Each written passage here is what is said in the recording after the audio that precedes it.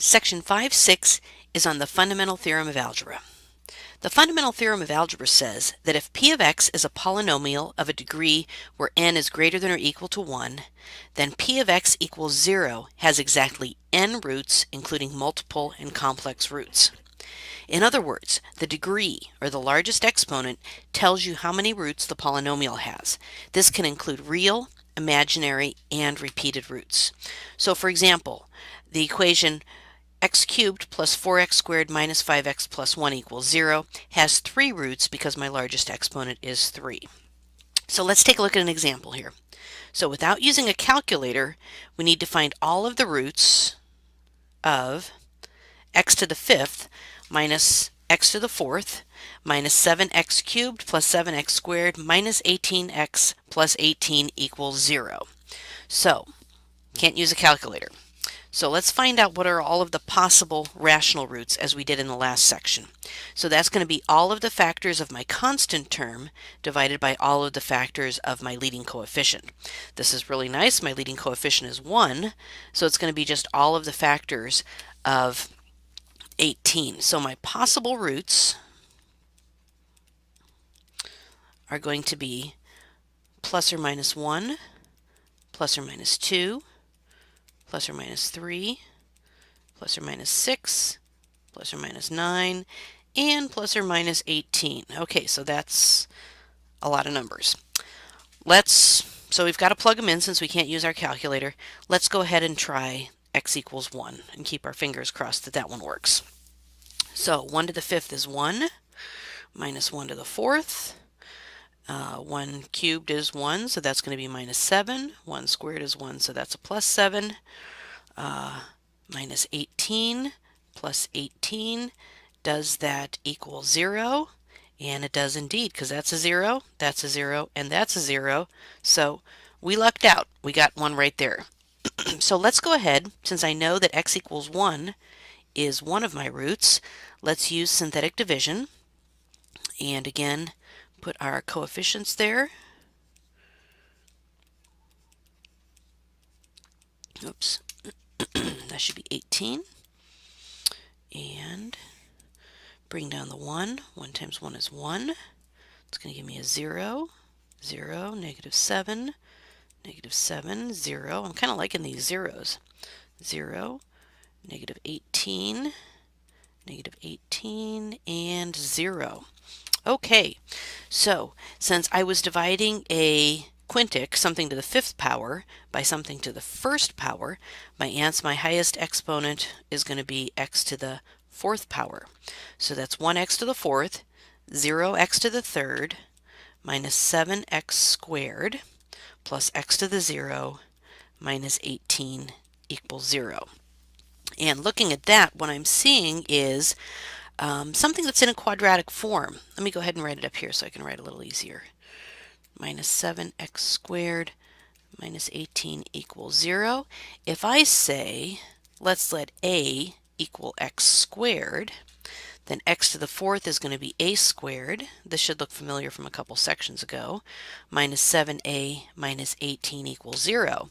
Now that's probably factorable, and in fact it is. That's going to be a minus 9, a plus 2. So a is equal to 9, or a is equal to a negative 2. Substituting back in x squared equals 9, x squared equals negative 2.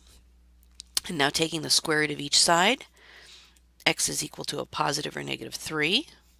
That looks good. And then x is equal to the positive or negative square root of negative 2, which is going to be plus or minus I square root of 2.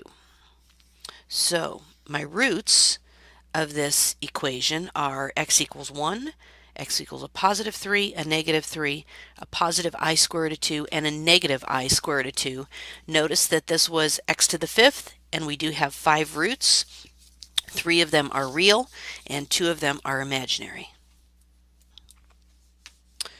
And our next example allows us to use the calculator. we need to find all of the zeros of f of x equals x to the fourth plus 2x cubed minus 4x squared minus 7x minus 2.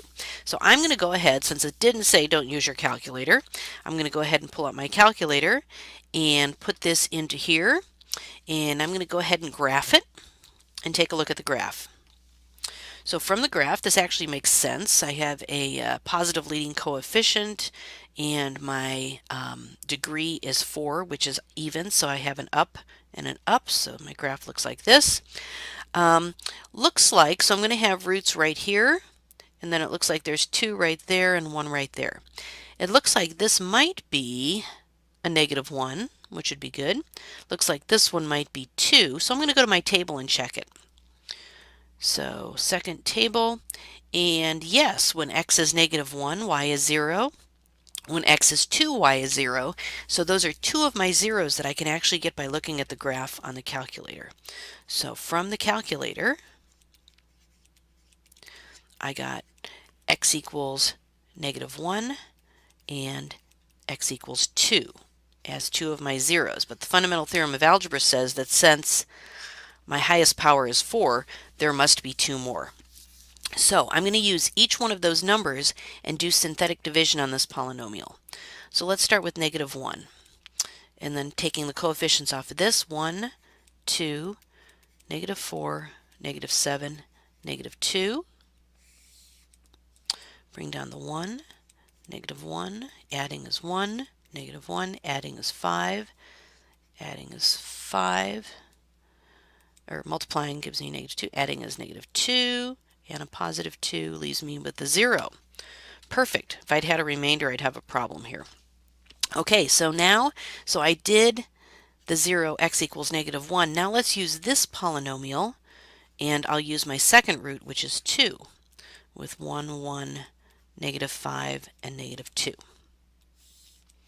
So bringing down the 1, that gives me 2, 3, 6, 1, 2, 0. Okay, so that's going to leave me with, so this was an x to the fourth, so this gave me the coefficients for an x cubed, this gives me the coefficients for an x squared, so this translates into x squared plus 3x plus 1 equals 0. That is not factorable, so I'm going to have to use the quadratic formula to continue. So x is equal to -b plus or minus the square root of b squared minus 4 times a is 1 times c is 1. Okay, I'm not going to write those down. All over 2a. So x is equal to -3 plus or minus the square root of 5 over 2. So those are my 2 other roots, because remember, one of them is -3 plus square root of 5 over 2, and the other is -3 minus square root of 5 over 2. So this makes sense. I have my 4 zeros. I have 2 real rational zeros, -1 and 2, and then I have 2 real zeros that are actually irrational, okay? And that makes sense from looking at my graph that I had over here. Let's bring the graph back up. I can see where it actually does cross the x-axis in 4 places. And finally, here's a little summary from your textbook of the fundamental theorem of algebra. Same ways of stating this. So every polynomial equation that has a degree greater than or equal to 1 has exactly that number of roots, whatever the degree is, including multiple and complex roots. Every polynomial of degree n, n is greater than or equal to 1, has n linear factors, such as like x plus 5. And every polynomial of degree n is greater than 1 has at least one complex zero. Remember, complex numbers are a plus bi, but if b is equal to 0, then you just have a, which is going to deal with our real numbers. So in this section, we took a look at the fundamental theorem of algebra and how we can use that to figure out how many roots a polynomial function has, and then we looked at a couple different methods for finding those roots.